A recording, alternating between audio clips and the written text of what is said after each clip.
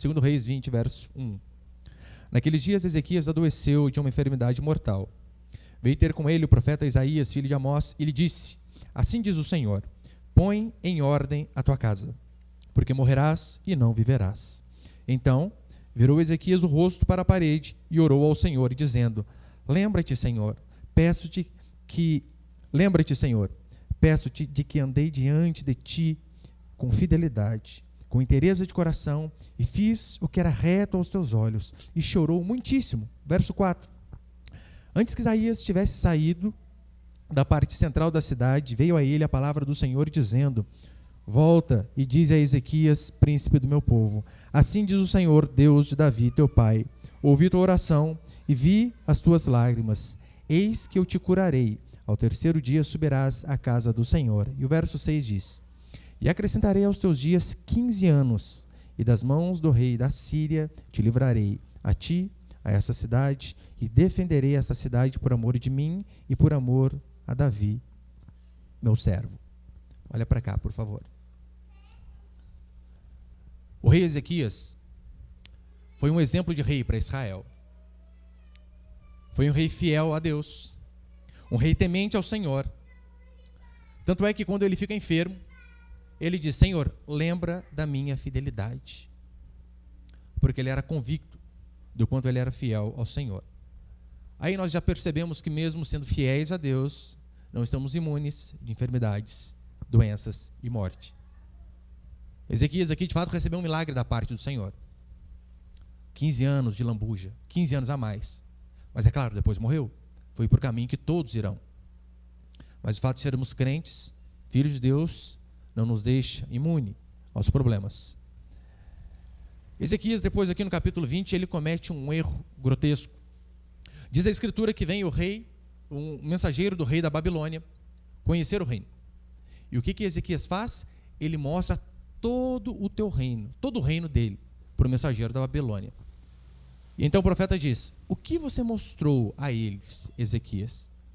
Ezequias diz: mostrei tudo que eu tinha eu mostrei.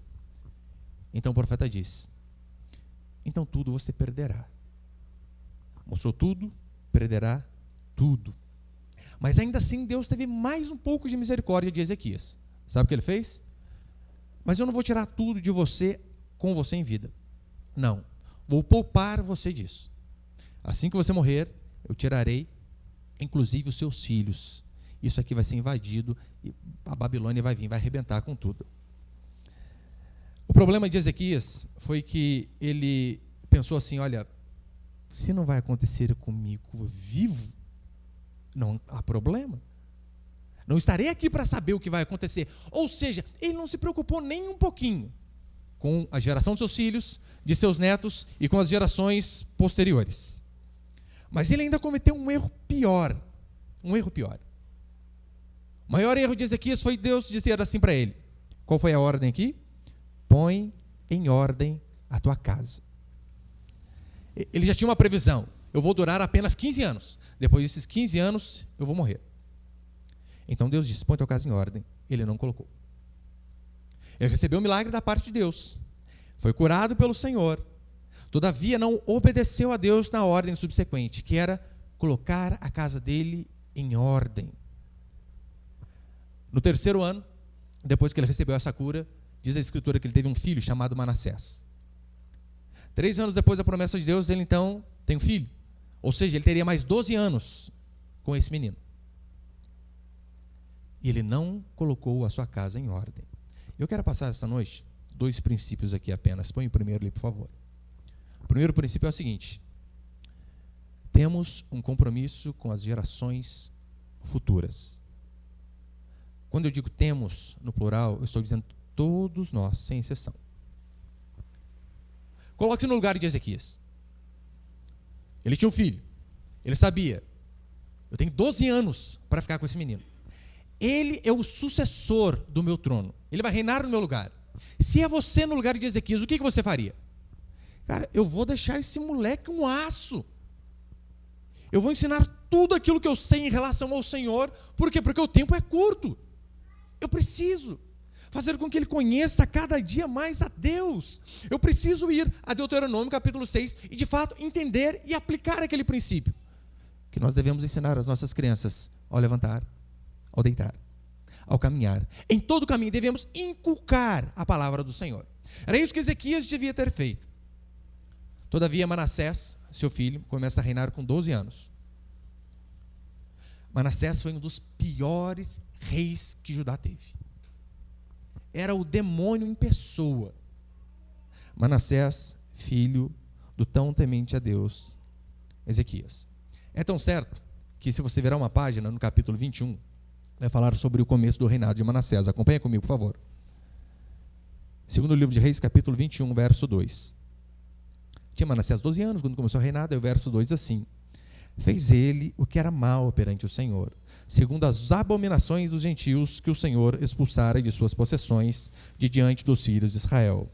Pois tornou a edificar os altos que Ezequias seu pai havia destruído, e levantou altares a Baal, fez um poste ídolo, como o que fizera Acabe, rei de Israel, e se prostrou diante de todo o exército dos céus e o serviu. Ou seja, o pai dele tinha feito um trabalho formidável de acabar com a idolatria no meio do povo de Deus. De fato, Ezequias limpou o reino de Deus de toda a idolatria, de toda a imoralidade, através do seu temor a Deus. Ele morre e o filho dele faz o quê? Traz novamente todas aquelas imagens para a casa de Deus, todas aquelas baixarias, todos aqueles ídolos de novo para a casa do Senhor. Mas continua. Verso 4. Edificou altares na casa do Senhor, da qual o Senhor tinha dito: em Jerusalém porém o meu nome. Também edificou altares a todo o exército dos céus, os 2 átrios da casa do Senhor. Olha o verso 6. E queimou a seu filho como sacrifício. Adivinhava pelas nuvens, era agoureiro e tratava com médiuns e feiticeiros. Prosseguiu em fazer o que era mal perante o Senhor, para o provocar a ira. Além de ser um feiticeiro de mão cheia, um macumbeiro de primeira, consultar os mortos, todo esse tipo de coisa. Consegue perceber como o espiritismo não encaixa na escritura, independente de ser o alto espiritismo ou o baixo espiritismo, não encaixa. Ele então oferece um filho como sacrifício a um Deus. Oferecer literalmente. Lembra quando se fazia o altar, colocava o bezerrinho e colocava fogo para que o fogo consumisse o bezerro? Foi exatamente o que Manassés fez. Com o bezerro, não. Com o seu próprio filho. Foi isso o que o filho de Ezequias fez. Você que é pai, você que é mãe, não basta você andar com Deus. É necessário que os seus filhos andem com Deus. É necessário que eles trilhem o mesmo caminho que você está. É necessário que eles sirvam o Deus ao qual você serve. Não basta andar com Deus, os seus filhos também precisam andar. Pastor, isso significa que o meu filho vai se converter no futuro? Não sei. Mas se você não fizer andar com Deus, pelo menos enquanto estiver debaixo da sua batuta, é certeza, quase 100%, dele não andar mesmo. Você tem obrigação de trazer o seu filho ao culto. Não o deixe em casa, de forma alguma. Traga-o. Não importa quantos anos tenha. Nem que seja pequeno, nem que não entenda, mas você precisa trazer seu filho aos cultos. Uma irmã me dizia uma vez, o filhinho dela pequenininho, 3 anos, o que entende? Quer correr para a salinha. Pastora, mas eu preciso. É lógico, precisa. Então, dias depois, ela disse assim para mim: pastor, é impressionante, eu chego em casa, o menininho já pergunta: falta quantos dias para a igreja, mãe? Faltam 3. No outro dia, e hoje, mãe? Faltam quantos dias para a igreja?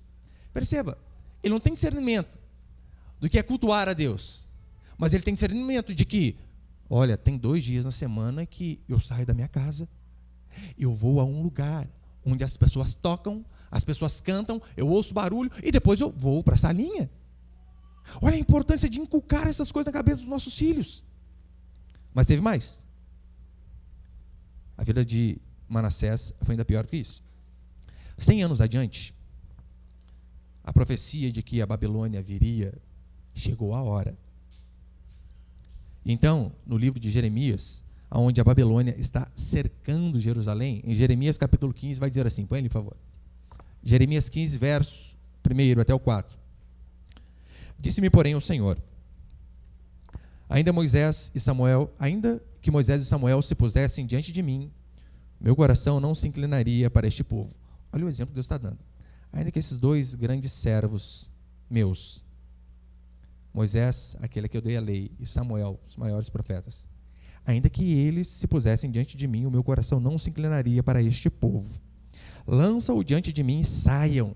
Quando te perguntarem para onde iremos, dir-lhe-ás, assim diz o Senhor, o que é para a morte, para a morte, o que é para a espada, o que é para a fome, e o que é para o cativeiro, porque os punirei com 4 sortes de castigo, diz o Senhor, com espada para matar, com cães para os arrastarem, com as aves dos céus e as feras do campo para os devorarem e destruírem. Mas olha o verso 4. Entregá-los-ei para que sejam um espetáculo horrendo a todos os reinos da terra, por causa de Manassés, filho de Ezequias, rei de Judá, por tudo quanto fez em Jerusalém. Perceba a maldade de um homem prejudicando um povo 100 anos depois. Talvez 2 gerações após. A maldade dele estava sendo cobrada, a hora chegou. O que a gente conclui diante disso daqui? Perceba, o cativeiro babilônico, quando eu preguei sobre Lamentações, os irmãos lembram? O cativeiro babilônico, ele foi gestado na casa de Ezequias. Sim, toda aquela dor, todo aquele sofrimento que o povo passaria, foi gestado na casa de Zedequias por seu filho, Manassés. Por quê, pastor? Simplesmente porque um homem não obedeceu a Deus e não cuidou da sua própria família e não cuidou da sua própria casa. Alguns vão dizer assim, olha, Davi ganhou o mundo e perdeu sua família. Você lembra a desgraça que aconteceu na família de Davi? Muitas. Davi ganhou o mundo e perdeu sua família. Noé perdeu o mundo e ganhou a sua família. Será que todavia o projeto de Deus para nós não é ganharmos o mundo para Deus através da nossa família? Será? Cada pessoa Deus chama com um propósito na Escritura. Se você for analisar a vida dos servos do Senhor, você vai ver que Moisés tinha um propósito: libertar o povo. Essa era a sua grande missão. Da mesma forma, Josué, sua missão era introduzir o povo na terra prometida. Davi, reunificar o reino que estava dividido. Salomão, construir o templo. João Batista, preparar o caminho do Senhor. O apóstolo Paulo, sua grande missão era levar o evangelho a todos os rincões da terra. Agora, você já parou para pensar qual era a grande missão de Abraão? Diz a Escritura que Abraão era o pai da fé, que nós somos filhos de Abraão, que nós devemos copiar a fé de Abraão. Ora, esses homens aqui nós sabemos qual era a finalidade da vida deles, mas qual era a finalidade da vida de Abraão? Gênesis capítulo 18, verso 18 vai dizer: para que Deus fez Abraão, o pai da fé? Olha o que a Escritura diz: visto que Abraão certamente virá a ser uma grande e poderosa nação, e nele serão benditas todas as nações da terra, porque eu escolhi para que ordene a seus filhos e a sua casa depois dele, a fim de que guardem o caminho do Senhor e pratiquem a justiça e o juízo, para que o Senhor faça vir sobre Abraão o que tem falado a seu respeito. Para que Deus escolheu Abraão? Eu escolhi para que ordene a seus filhos e aqueles que vierem depois dele. O quê? Que eles guardem o caminho do Senhor. O pai da fé, a sua grande missão era ensinar seus filhos os caminhos de Deus. Ensinar os seus netos a palavra de Deus. Essa era a grande função da vida de Abraão. Falei com alguns irmãos, algumas semanas atrás, escrevi em nosso grupo, o grande objetivo de uma das faculdades mais famosas do mundo, que é Harvard, o grande objetivo de seus fundadores, ao criá-la, era o seguinte: cada estudante deve ser simplesmente instruído e intensamente impelido a considerar corretamente que o propósito principal de sua vida, de seus estudos, é conhecer a Deus e a Jesus Cristo, que é a vida eterna. Isso aqui está na declaração de fundação de uma das faculdades mais renomadas do nosso mundo. Pelo menos, não agora, Harvard tem se perdido também, infelizmente. Mas na sua criação, o grande objetivo era que as pessoas fossem instruídas, impelidas a conhecer a Deus. Este era o grande objetivo quando os pais ensinavam a ler e escrever com a sua educação clássica lá atrás. Sabe qual era o objetivo? Ensinar a Escritura. Tudo girava em torno da Escritura, a ensinar a palavra de Deus aos filhos. Agora, pensa comigo. Abraão teve Isaque com 100 anos. 100 anos. Isaque diz a Escritura que se casou com 40. Só que ele se casou e não tinha filhos. Ele orou 20 anos para ter filho.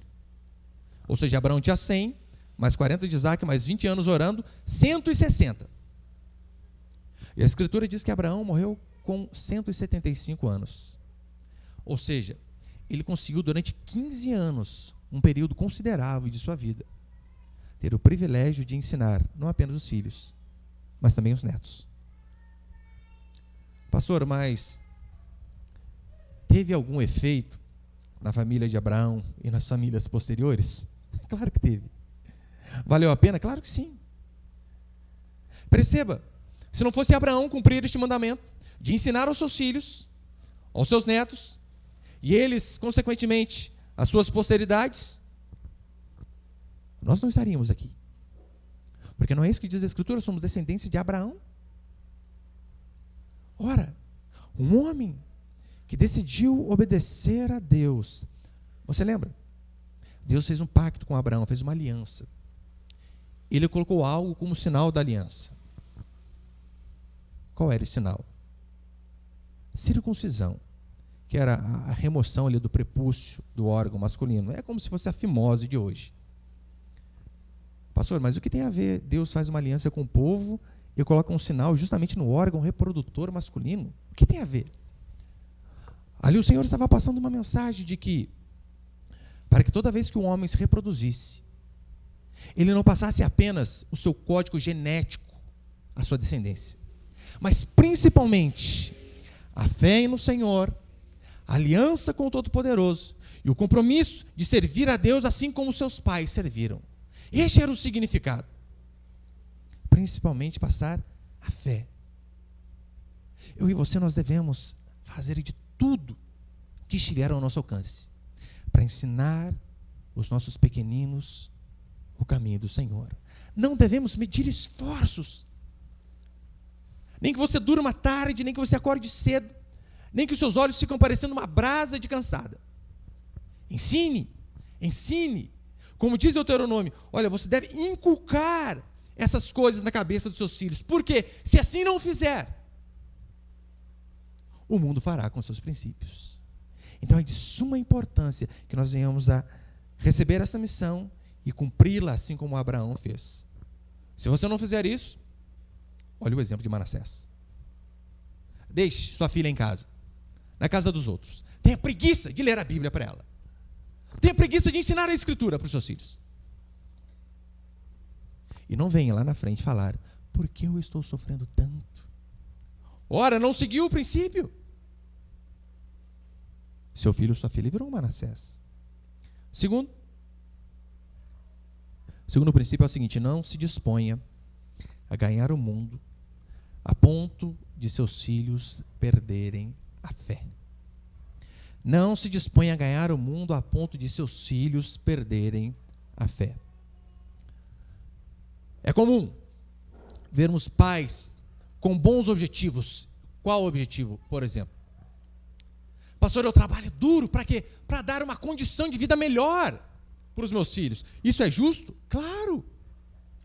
Devemos fazer com toda certeza. Mas você não pode buscar uma qualidade melhor de vida para o seu filho e esquecer do seu filho. Ou seja, é tanto tempo fora, buscando uma qualidade melhor, que você não consegue ter tempo com ele. Irmãos, Quando eu falo filha, é só porque eu tenho 3 homens. Então senão você pensa, pastor está falando só para pai que tem menino. Claro que não. Força do hábito. Imagina o seguinte. Você está ali com o seu menino e tem um lago de crocodilo à sua frente. E depois daquele lago, perigosíssimo, crocodilos famintos, existe um terno, uma gravata e um salário mensal de R$5.000. Você colocaria o seu filho ali na pontinha, daria aquela bicazinha de leve, dizendo, vai filho, 5.000 por mês você tem que conseguir. Vai atrás. Sabendo que a possibilidade dele morrer é enorme. Mas tem muitos pais que fazem isso. Sabe como? Você precisa de uma faculdade. Você tem que fazer. Não, onde já se viu não tem um canudo na estante de casa. Eu tenho, você precisa. Ah, mas eu não quero. Não interessa, faça e guarde, pelo menos para não ficar feio para mim nas festas de família. Fala que meu filho não fez nada na vida, que não tem nenhuma formação sequer. Perceba que a ganância por um diploma, ela é tão grande que pais arriscam a vida de seus próprios filhos. E quando eu digo a vida, não a vida física, a vida eterna. Porque todos fazem. Preciso mandá-lo para a Babilônia também. Pastor, mas eu creio que é possível atravessar esse pântano de crocodilos e chegar do outro lado, com canudo, com terno e com um bom salário. É claro que eu creio que é possível também. É possível chegar do outro lado e obter esses bens. O que é impossível é você passar sem dano algum. Ah, isso é impossível. Se você duvida, é só você pensar. Aonde você aprendeu as piores besteiras da sua vida? Hein? Escola? Claro. Onde você aprendeu coisas imorais? Escola. E você sabe, a nossa escola era ruim. As faculdades de hoje, meu irmão, federal principalmente, é só maconha o dia inteiro. Eu não estou dizendo que não posso fazer faculdade, claro. Meus filhos eu estou quase que proibindo definitivamente. Você faz o que quiser do seu. Mas pode ser que talvez um deles chegue para mim e diz, pai, eu creio que isso aqui é de Deus para mim, é minha vocação. Um advogado, um médico, um engenheiro, sei lá. Se ele provar para mim que de fato é vocação, que Deus falou com ele, que tem que falar comigo também, é claro, né? Como que Deus fala com você e não fala comigo? Aí talvez eu jejue um mês para ter certeza. Do contrário, não quero, não vá. Você sabia que aquele canudo com aquele terno, aquele salário de R$5.000, você consegue ganhar do lado de cá também? Sabia que é possível? Oh, tem uma irmã da nossa igreja que conta que o pai dela, quando vai falar a respeito do emprego dela, né, que não é nenhum nível superior, nada. Ó, minha filha, ela faz isso aqui, mas ganha tantos mil por mês. Ó, eu não tenho uma faculdade, ó, o salário dela, compensa. Porque você percebeu como que o mundo ele está programado a isso? Todo mundo vai no mesmo caminho. Ainda que seja um matadouro, vai um atrás do outro.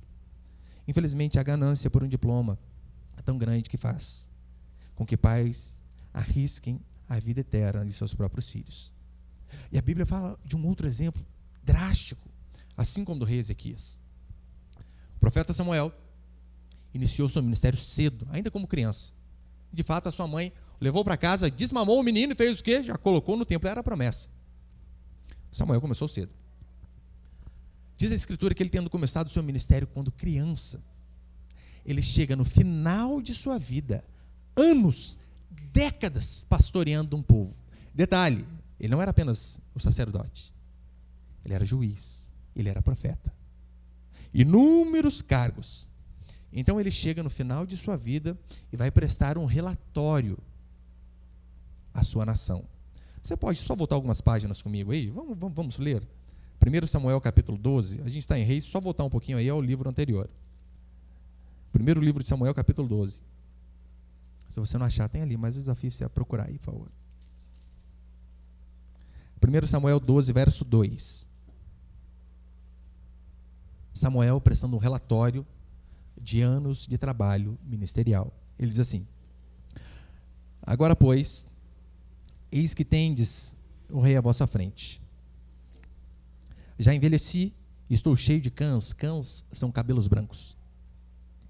Já envelheci e estou cheio de cãs, e meus filhos estão convosco. O meu procedimento esteve diante de vós, desde a minha mocidade até o dia de hoje. Eis-me aqui, testemunhai contra mim perante o Senhor. Olha o juramento que ele faz. Vocês testemunhem diante de Deus e eu. Eis-me aqui, testemunhai contra mim perante o Senhor e perante o seu ungido. De quem tomei boi? Boi entenda-se para o dinheiro também, tá? De quem tomei boi? De quem tomei o jumento? A quem defraudei? A quem oprimi?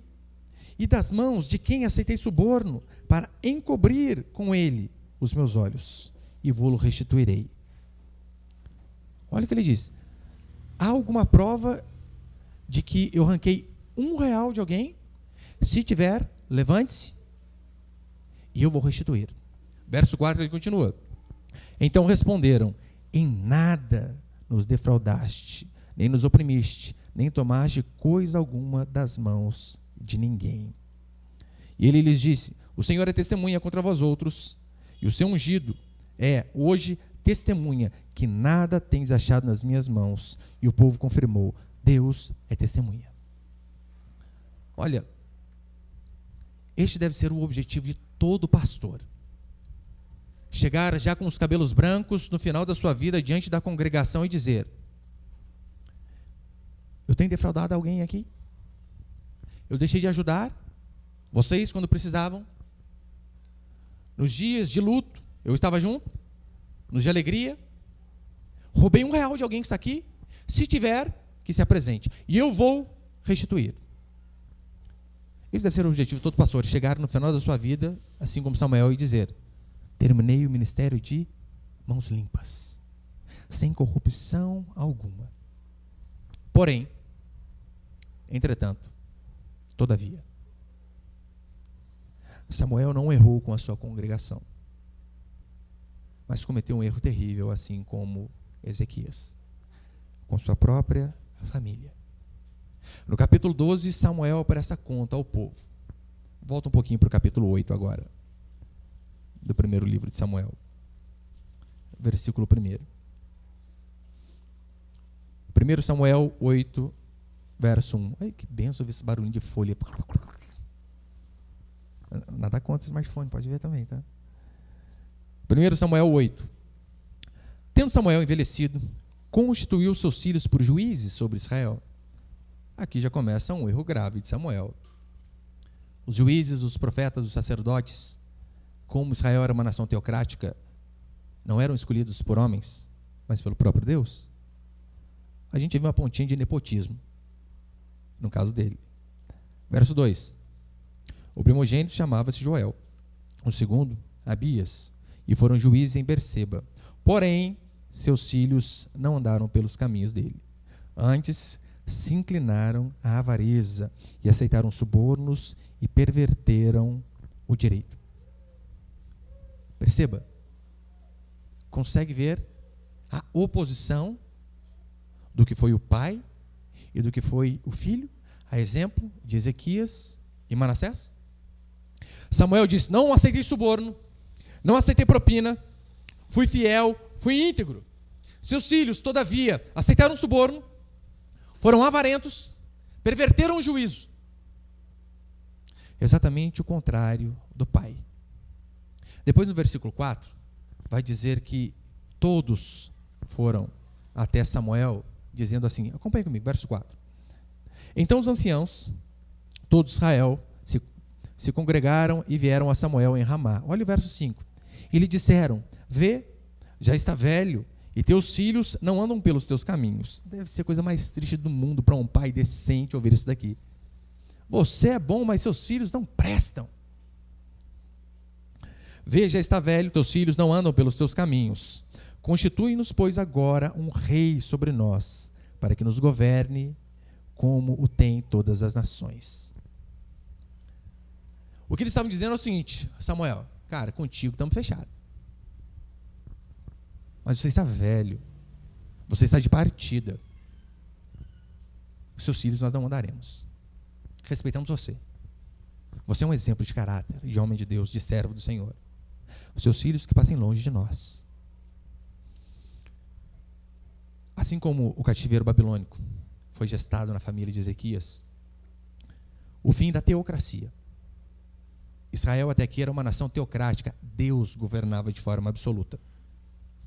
Mas o fim da teocracia e o início da monarquia em Israel começou na família de Samuel. Por conta de um homem temente a Deus que foi justo diante do Senhor, mas negligenciou o ensino de seus filhos. Negligenciou a sua própria prole. Samuel foi homem de Deus, mas pecou assim como Ezequias. Não pôs ordem em sua casa. Não pôs ordem onde ele estava. É tão sério este assunto que o futuro da igreja depende de nós. E quando eu digo não da nossa congregação local, o futuro da igreja de Deus depende de nós. Nós não podemos falhar na missão de ensinar nossos filhos. Literalmente é como se fosse um revezamento, onde agora nós estamos correndo. E nós passaremos o bastão para aqueles que vêm depois de nós. E se não passarmos o bastão da forma correta, eles irão perecer. Eu já vi provas nas Olimpíadas onde eles treinam durante 4 anos. E está lá na final das Olimpíadas, aquela corrida de passar o bastão, revezamento 4x100. O cara passar errado e cair o bastãozinho e a equipe, o país, ser desclassificado porque não soube passar o bastão. Ora, quanto mais em relação aos nossos filhos, quanto mais em relação à igreja do Senhor. Se nós não passarmos esse bastão da forma correta, sabe o que veremos na nossa próxima geração? Sabe que os nossos filhos irão experimentar apostasia. Pessoas que de fato deixarão a fé. Pessoas que de fato não conhecerão a Deus. Você acha que isso não é possível acontecer? É. E eu vou te dar um exemplo. Estude sobre a Europa. A Europa, algumas décadas e séculos atrás, a Europa era uma das maiores exportadoras de missionários. Grandes homens de Deus vieram de lá. Assim como os Estados Unidos. Sabe o que tanto a Europa como os Estados Unidos exportam hoje? Pornografia. Entretenimento. Igrejas foram vendidas e viraram boates, pista de skate. E nós vemos a Europa, uma nação totalmente próspera, mas totalmente sem Deus. Um casal me dizia que estava na Suíça e, pastor, a educação lá é absurda. Lá você pisa na faixa, o carro está lá longe, já para. Vai fazer isso aqui em Pinda. Você morre. Mas olha, mas ele dizendo para mim, você não vê um copo descartável do cafezinho deixado fora do lugar depois das coisas. Você não vê um papel de bala fora do lugar. Mas igrejas reformadas lá tem cultos a cada 3 meses. A cada 3 meses, um culto. Para reunir meia dúzia de gato pingado. Sabe por quê? Porque o que aconteceu lá é o que está acontecendo no Brasil hoje. E o que está acontecendo no Brasil hoje com o evangelho aqui no Brasil? Você sabe que a mensagem do pecado, ela foi trocada pela mensagem da raridade de Anderson Freire. Sim, que você é espelho, que reflete a imagem do Senhor. Que você é a raridade. Meu irmão, se todo mundo fosse raridade, não existia coisa rara, gente. A mensagem de que Jesus deve ser o centro da sua vida foi trocada pela mensagem de que você é o centro de Jesus. Não é, David Leonardo? O evangelho foi decepado.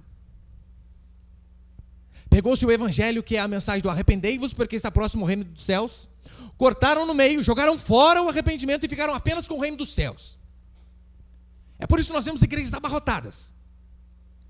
E a imoralidade tem aumentado a cada dia mais. E o número de divórcios dentro das igrejas tem aumentado a cada dia mais. E filhas de pastor de crentes, na flor da idade, grávida, antes do casamento, tem aumentado a cada dia mais. O culto poderoso virou apenas uma rave gospel. Hoje foi poderoso porque, nossa, não tem noção, a música que tocou. O show de luz que fizeram lá. O grande objetivo dos cultos hoje é fazer você se sentir bem. Esse é o objetivo. E por que aumenta o número de cristãos, nominais, claro, né, entre aspas, e não para de crescer a imoralidade? Ora, porque são cristãos de fachada. Perceba, aquela geração que nasceu no Egito, diz a Escritura que ela morreu no deserto. Já estou encerrando. Aquela geração que nasceu no Egito morreu no deserto. A geração que nasceu lá no deserto, ela entrou na Terra Prometida. A geração que entrou na Terra Prometida não conhecia a Deus. Não conhecia o Senhor. Se o seu filho for menos crente que você, sabe o que irá acontecer? Os teus netos não saberão quem é Deus. Se os teus filhos forem menos crentes que você, seus netos não saberão quem é o Senhor. Ponha a tua casa em ordem.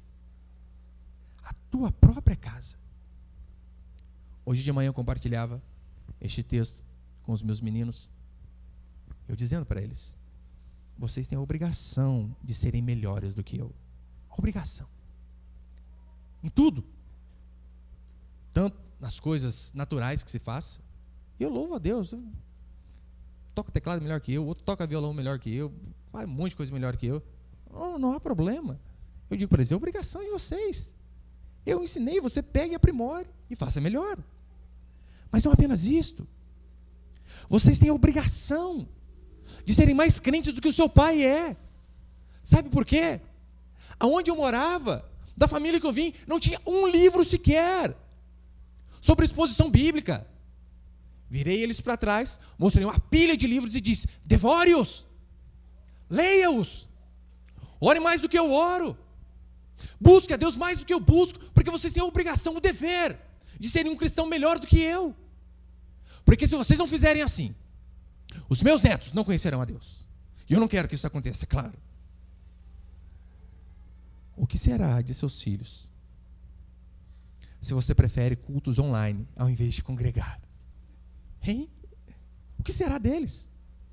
O que será da sua posteridade se você não consegue desligar um raio no celular nem na hora do culto? Não consegue se conectar da internet nem na hora de ouvir a palavra do Senhor? O que vai ser dos seus filhos?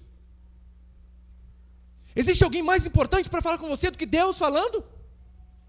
Não existe. Mas às vezes o vício é tão grande que não conseguimos nos desplugar do mundo lá fora. Sabe quem vai colher? Seus filhos. A geração deles vai colher o preço caro de você não dar valor ao Senhor. Ponha a tua casa em ordem, é o que diz a Escritura. O que será de seus filhos se eles forem menos crentes do que você? É tão certo que a Inglaterra, como eu citei, grandes homens vieram de lá. Os irmãos Wesley, John Wesley, Charles Wesley, George Whitefield, Charles Spurgeon, Martin Lloyd Jones, que é quem mais me inspira. Hoje, menos de 4% dos britânicos frequentam igreja. Menos de 4%. Por quê? O evangelho foi sendo colocado de lado, nos púlpitos, nas casas. A consequência, a conta chegou. Não é assim que está acontecendo no nosso país? Há 5 meses atrás, lembra? O que importa vidas, economia, a gente vê depois. Nossa, por que está tudo tão difícil? A conta chega, meu irmão. Da mesma forma, a conta vai chegar por nós. Se você não aprender a deixar de perder tempo com futilidades tecnológicas para ensinar o seu filho e a sua filha, a conta vai chegar com juros e correção monetária. Se você não seguir o princípio de Provérbios que diz, ensina a criança o caminho que ela deve andar, você vai colher filhos sem pernas, espiritualmente falando, claro. E a conclusão, para terminar, quero só citar alguns textos. E o que eu vou falar para você não é nada de novo. Você está cansado de me ouvir. Deuteronômio 6:6. Amarás o Senhor teu Deus de todo o teu coração. E essas palavras que hoje te ordeno, o amor a Deus, elas devem estar gravadas em ti, para que você possa inculcar a seus filhos. É assim que você tem que fazer. Você que é pai, você que é mãe, você ensina seu filho, sentando, explicando, expondo um texto. Mas você ensina o seu filho principalmente através do seu exemplo, através daquilo que você faz. Porque se você diz, filho, seja honesto, mas quando alguém bate no portão, você fala baixinho, diz que o papai não está, acabou. Ele vai ficar com aquilo que ele ouviu da sua boca, vai esquecer tudo aquilo que você ensinou.